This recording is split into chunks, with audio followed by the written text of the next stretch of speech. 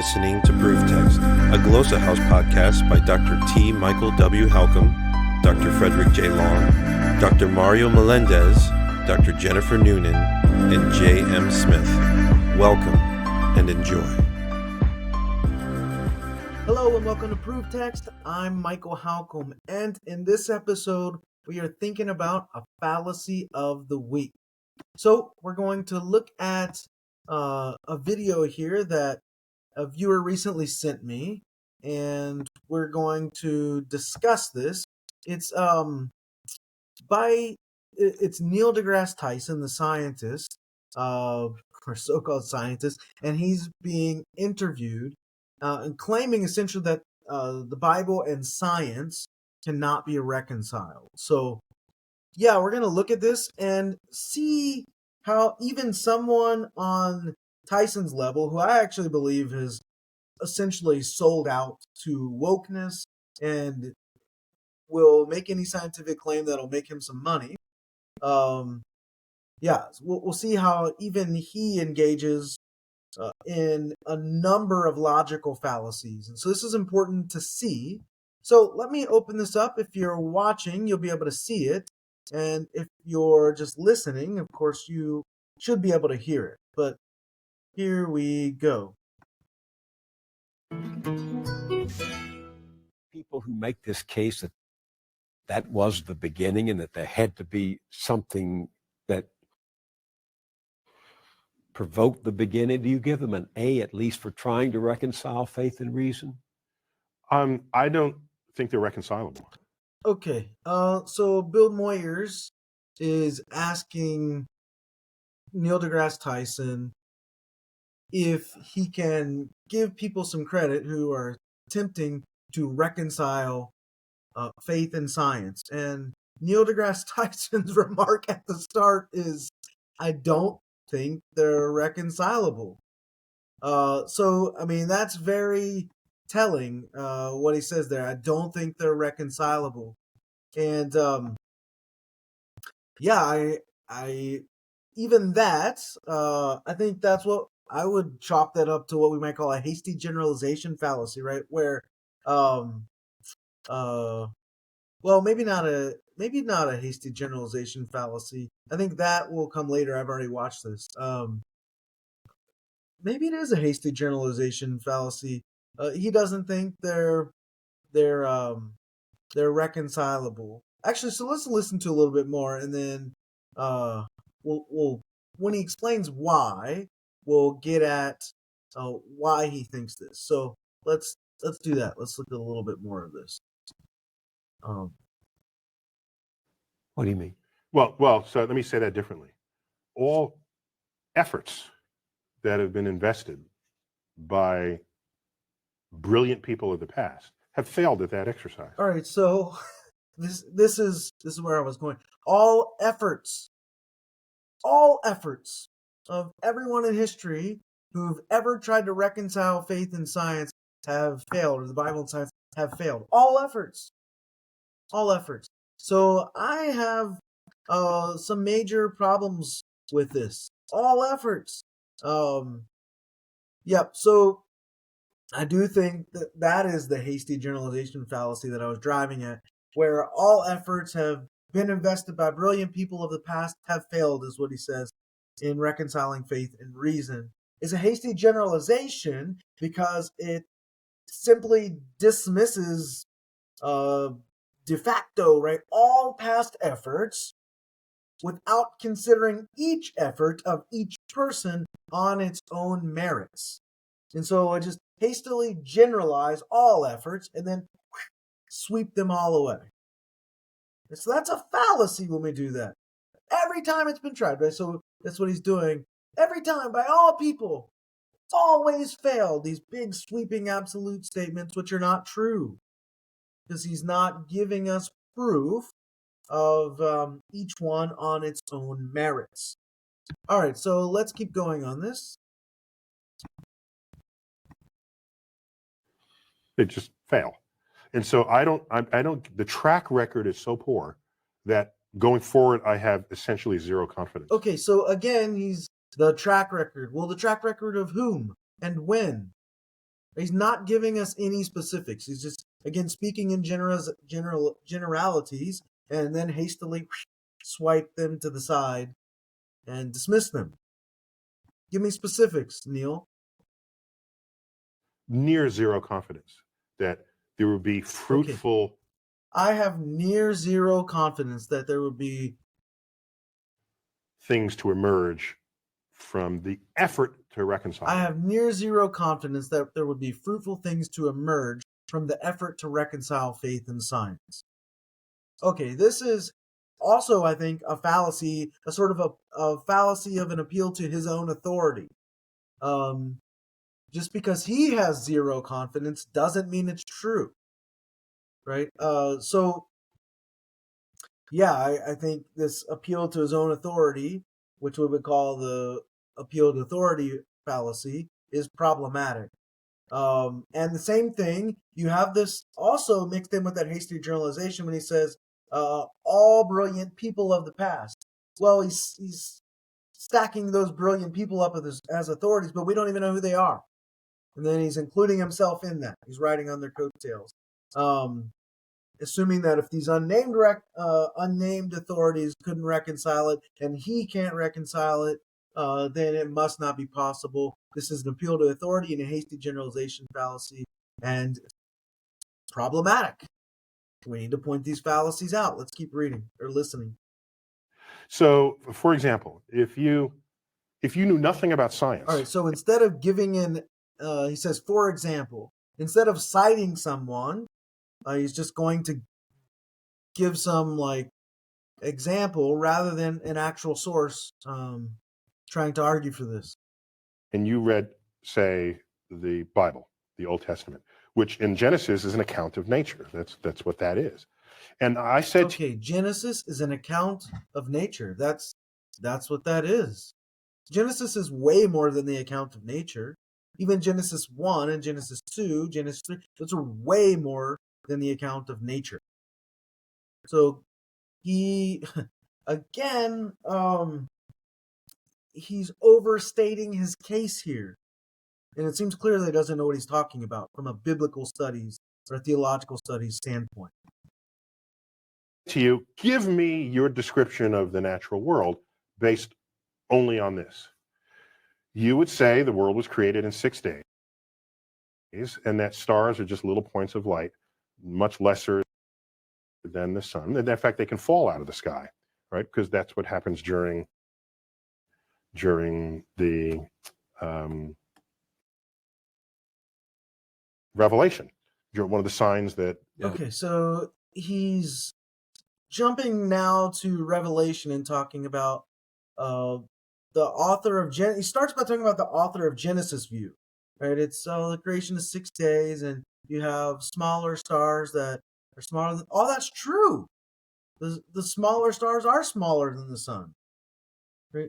And then he says, and some of them can fall out of the sky. Well, they can. We know about shooting stars. But then he goes to the author of Revelation says they can fall out of the sky. Well, the author of Revelation isn't talking about literal stars falling out of the sky. That's symbolism in Revelation. And the author of Genesis isn't the same as the author of Revelation. So we got a fallacy going on here of conflation.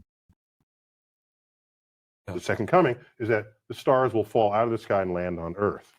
To even write that means you don't know what those things are. No, to write, he says, to even write that stars can fall out of the sky at the second coming of Jesus means you don't know what they are.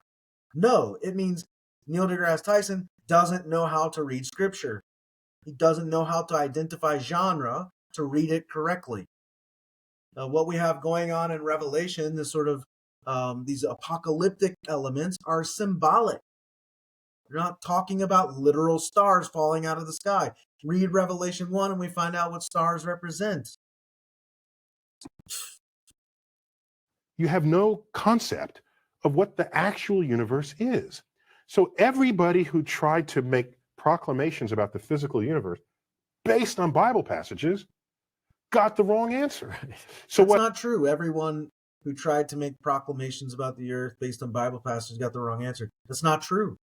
Again, where's your source? This is College 101. You're going to state something that somebody else's view, or state somebody else's view as proof, provide the source. He's not provided one source yet. He's just saying everybody, everybody, everybody. No, not everybody. What happened was when science discovers things and you want to stay religious or you want to continue. Science doesn't discover anything. Science is a method. Science has never made a discovery. Humans make discoveries using a scientific method. You to believe that the Bible is unerring, what you would do is you would say, well, let me go back to the Bible and reinterpret it. Then you'd say things like, oh, they didn't really mean that literally. They meant that figuratively. No, so science, when science came along, that isn't what caused us to go from reading the Bible literally to figuratively. This is absolutely asinine that someone at his level could say this. He has no idea what he's talking about. Figurative language has been around from the beginning. Scientific method developed much later didn't come along and cause us to read scripture figuratively. That's not true. It's false. It's historic. Whole sort of reinterpretation of how figurative the poetic passages of the Bible are came after science showed. This is not true. Figurative readings did not come after science showed things. And he's also talking about poetic passages. Those are different than historical passages and apocalyptic passages and whatever other kind of passages. So why bring up poetry here? Well, he's even failing to recognize that Genesis 1 is biblical Hebrew poetry. And if he realized that, he wouldn't be making these dumb remarks.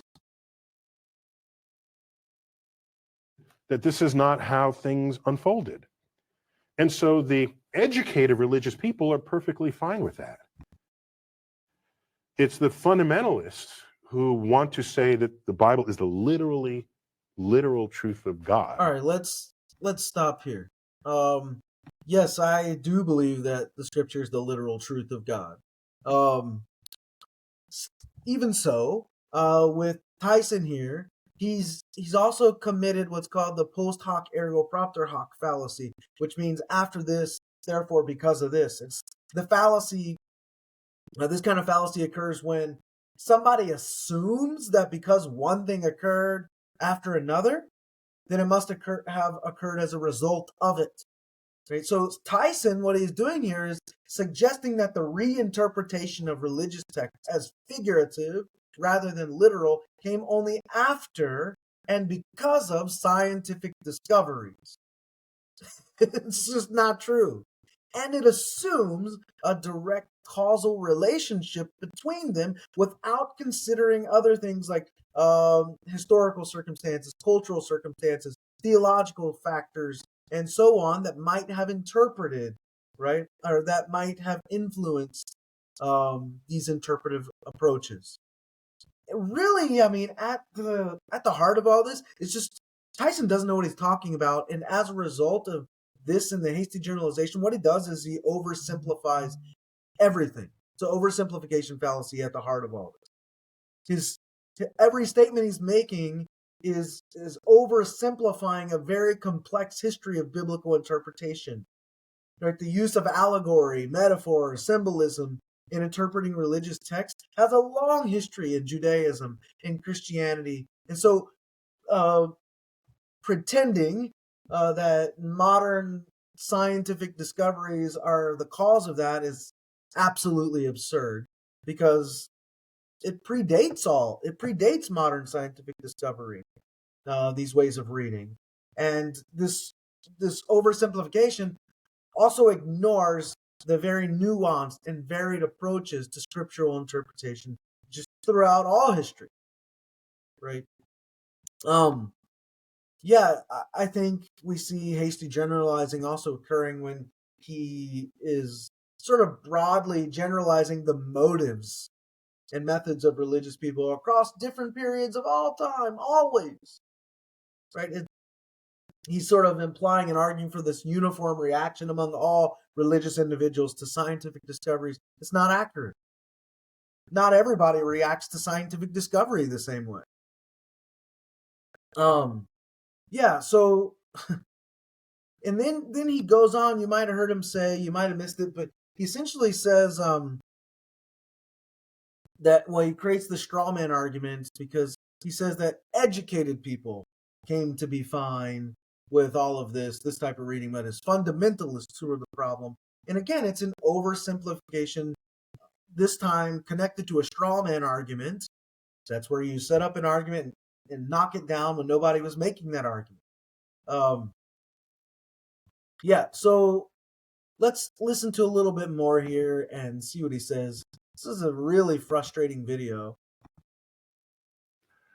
That and want to see the Bible as a science textbook, who are knocking on the science doors of the schools, trying to put that content in the science. Enlightened religious people are not behaving that way. They're saying, yes, science is cool. It's a false dilemma, what he's doing here. Enlightened religious people are not behaving that way. He's got this implication going on, this false dilemma between if you're enlightened, you don't look at the scripture one way, but if you are enlightened, you look at it another way. False dilemma. You also have the false dilemma in the sense that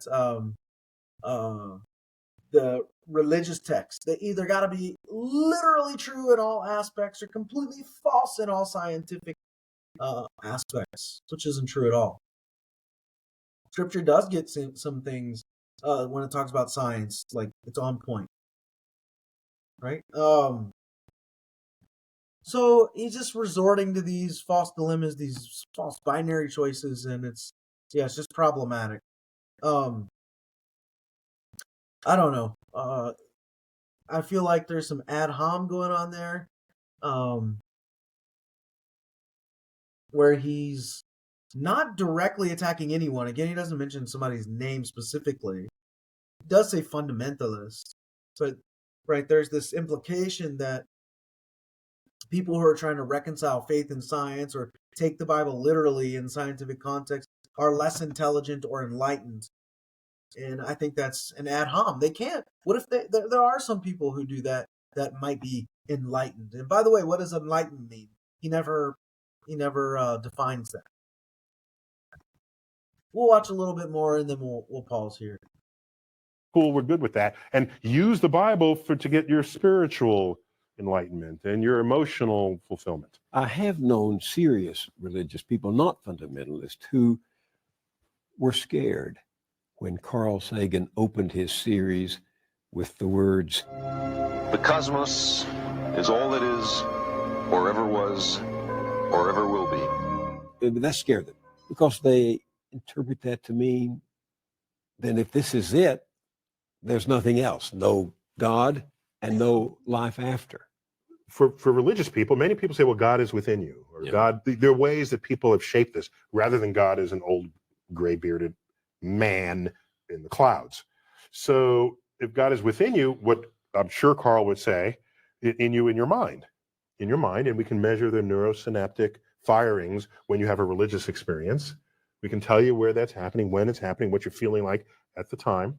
So your mind, of course, is still within the cosmos. But do you have any sympathy for people who seem to only feel safe in the vastness of the universe you describe in your show, if they can infer a personal God who makes it more hospitable to them, who cares for them? In this, what we tell ourselves is a free country, which means you should have freedom of thought. I don't care what you think. I just don't. Go think whatever you want. Go ahead. Think that there's one God, 2 gods, 10 gods, or no gods. That is what it means to live in a free country. The problem arises is if you have a religious philosophy that is not based in objective realities that you then want to put in the science classroom. Then I'm going to stand there and say, no, I'm not going to allow you in the science classroom. I'm not telling you what to think. I'm just telling you in the science class, you're not doing science. This is not science. Keep it out. That's when I stand up. Otherwise, go ahead. I'm not telling you how to think.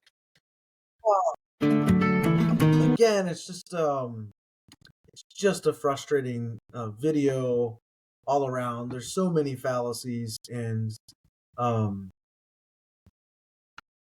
just the idea that you have to choose between science or religion without the possibility of any harmonious coexistence between the two or any integration of the two,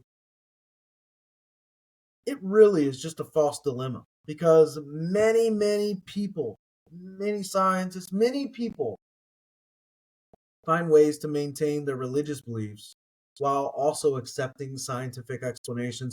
I'm one of them. So I know I'm one of them, and I know there are others. So we don't need Tyson's permission to believe what we want to believe, and we don't need to believe anything he believes, because he stacks fallacy upon fallacy upon fallacy in this video, and it's really just aggravating. So I'm gonna stop there and cool down, I guess. And I'll say, yeah, no, I'm not worked up. I'll stop there and say, I hope that helps. Interested in growing your ancient language skills but not sure where to start? Glossa House can help.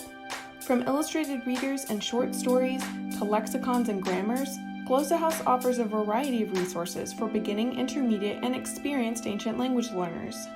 Head to glossahouse.com today. Glossa House, language resources for the global community.